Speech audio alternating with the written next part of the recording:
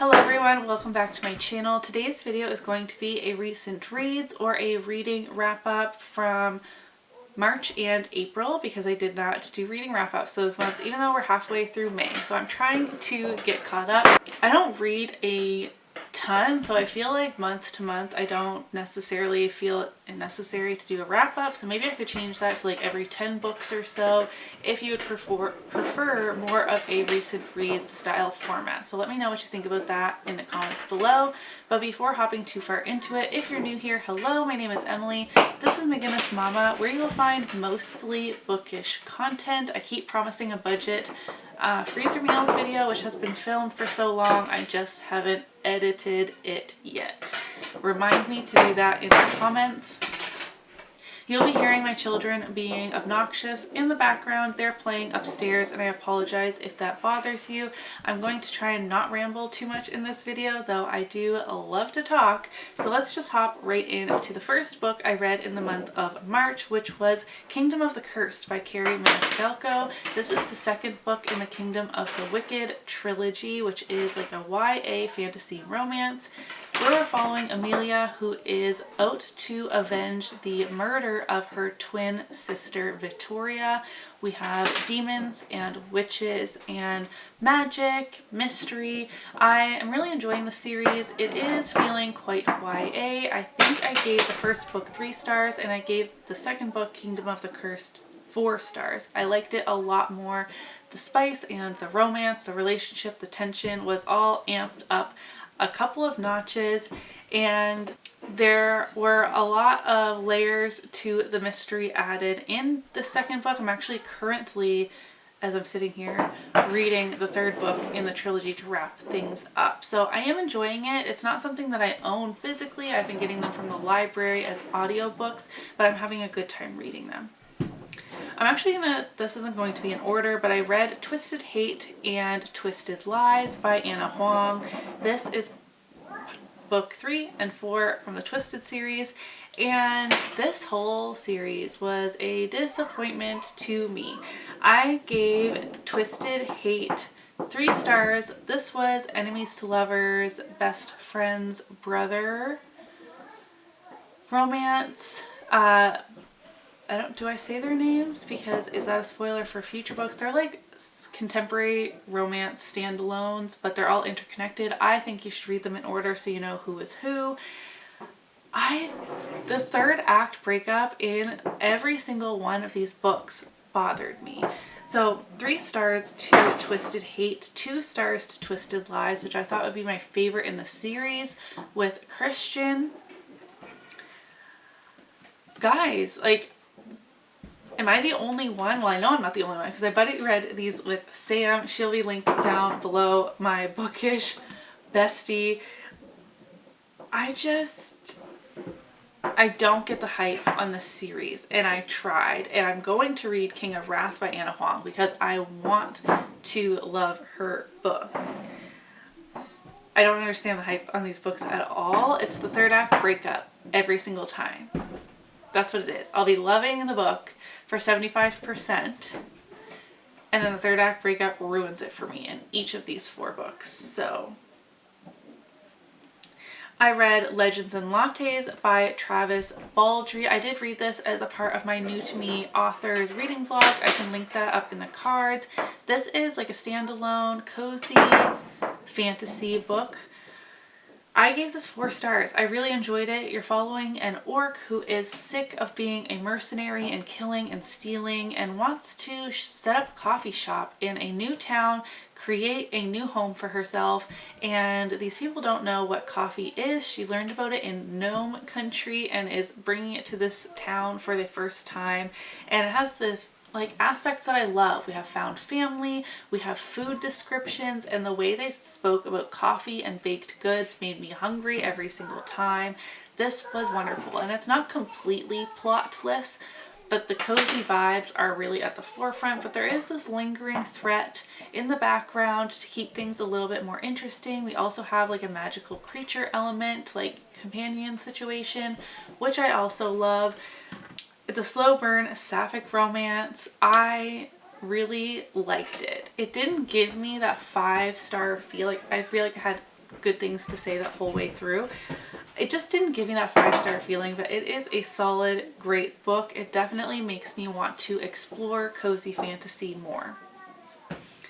I read A Dawn of Onyx by Kate Golden. This is another book I just don't get the hype for. I gave it 3 stars. It's a slow burn, enemies to lovers, fantasy romance. I was hooked from the beginning. It was a super fun time, if not typical for fantasy romance, but that's fine. I'm a fan of both of our main characters, Arwen and Cain. Many of the side characters are also fantastic, Mari, Dagon, Griffin, but you started to lose me in the middle bit. Really felt drawn out and meandering. At the 70-ish% mark, the plot was moving along at a great pace once again, and I felt like I was back to having a great time. Then the ending happened, and you lost me again. It was such a roller coaster. The ending of this book simply felt too convenient. I feel like this was a good first book in a new adult fantasy romance series. I will be reading the sequel, but it didn't bring anything new to the table. And not every single book needs to like rewrite the genre, but it can't be the same book over and over again. Do you know what I mean? Like, a lot of things happen in a lot of fantasy romance. And yeah, through the middle where it lost me, it was just like, what is the plot again? What are we doing? We're just doing the same thing every day. It could have been way shorter. I don't know. I felt like I was a little salty with that review, but it was like it was over 450 pages, and it definitely did not need to be that long. And the sequel, it doesn't come out until next April, like 2024. That's a really long time to wait.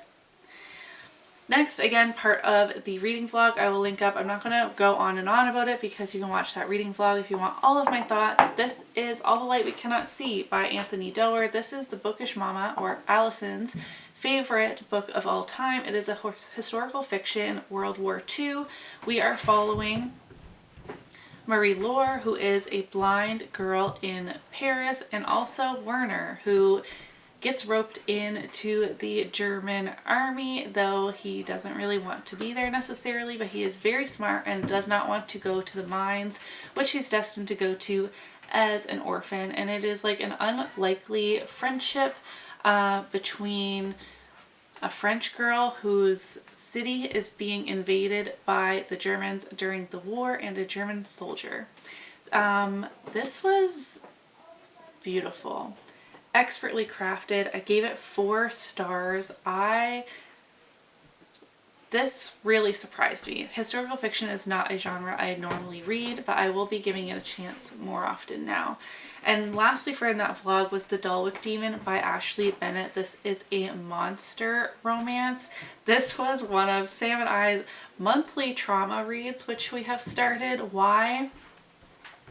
Yeah, Sam. Why do we do this? Every month, towards the beginning of the month, we read a book that we think is going to traumatize us. So this is a monster romance, like I said. And our main character, Iris, yes. Iris is being accused of stealing, prostitution, and witchcraft. And in her town, that means she is to be sacrificed to the Dalwick demon to be made example of by this new priest that they just got. And the town doesn't know if the Dalwick demon is just lore, if it's just like a made up character to scare the town into submission, or if he is real, but they throw their damsels as sacrifice down into this giant pit. So does the Dalwick demon grab them, torture them, eat them, whatever, or do they just simply die from hitting the bottom of this hole that they're tossed into? The Dalwick demon is real, and he's surprisingly sweet, and he carries these sacrifices off to safety, but this is very spicy, okay? We thought this would be like a cringy time. We saw a review that mentioned he has 2 appendages, if you know what I mean, and we were like, oh, that sounds a little crazy, and he's a demon, and he has red skin, and it's short. It's like 100 pages. Let's be traumatized this Saturday. Why do we do this? I don't know. It actually exceeded all of my expectations and I gave it 4 stars. I really liked it. I read A Court of Greed and Gold by Eliza Reign, which is the second book in the Shadow Bound Queen series. The first book I read as a part of the Romantasy Readathon. And these are very short. They're under 300 pages. But I gave this book 2.5 stars and will not be continuing on with this series. It is a new fantasy romance series. We have courts. The Gold Court and the Shadow Court are 2 of them. The Shadow Prince comes and steals our main character in the first book. Again, it's very convenient. Our main character acts like a petulant child outwardly, but then when we're in her head, she seems to be very intelligent. The prince never gives her all the details that she needs. The plot never goes anywhere, and every time it starts to get interesting, the book ends. And not in like a nice cliffhanger waiting, so you're waiting on the edge of your seat for the next book. I just really don't like it. And I feel like I'm kind of sick of this like human girl always wins against fae. Like, it's just overdone and I don't believe it anymore, especially when our character is so naive and she seems like an absolute idiot half the time. And then she's thrown into, okay, this is gonna be spoiler. If you want to read these books, don't listen to this part. In the second book, there is a magical competition, which is a trope that is very common in fantasy. And she's put up against all these fae warriors and she's winning. Like, of course she is. And she's the human that the Shadow Queen is trying to kill off, but she's miraculously winning all of these challenges. Like, and not even for good reasons. Just like, anyways.